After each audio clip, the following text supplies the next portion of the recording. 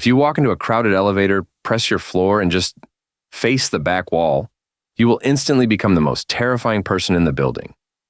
Without saying a single word or making a single threat, you have broken a psychological rule you didn't even know you agreed to.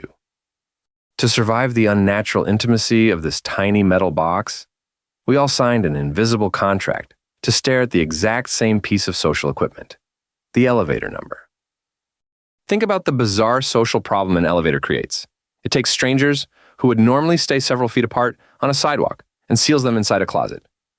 You are physically close enough to know exactly what the person next to you uses for shampoo. But socially, you aren't close enough to ask for their name.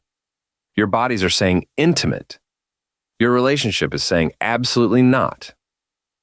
So, how do you manufacture distance when you can't actually move away? You do it with your eyes. Psychologists call this civil inattention. It's the polite ritual of briefly acknowledging someone exists and then aggressively withdrawing your attention to prove you aren't a threat.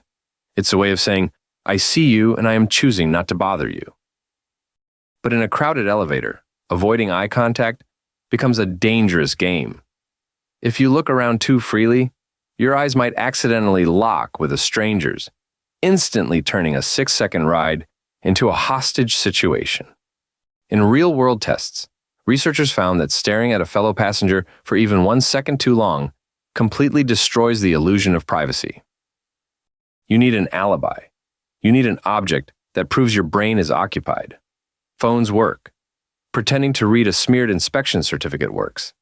But the absolute best tool for the job is the floor indicator. The number solves 3 social emergencies at once. It tells you where you are. It proves to everyone else that you are actively waiting to leave. And most importantly, it catches all those wandering eyes and locks them safely in one direction. When everyone does this simultaneously, it creates a strange group portrait.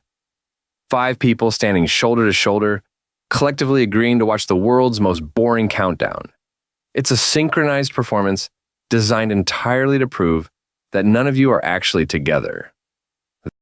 That is the hidden function of the elevator number. It doesn't just track the machine, it manages the humans trapped inside it. And the next time you want to see just how fragile that illusion is, just turn around.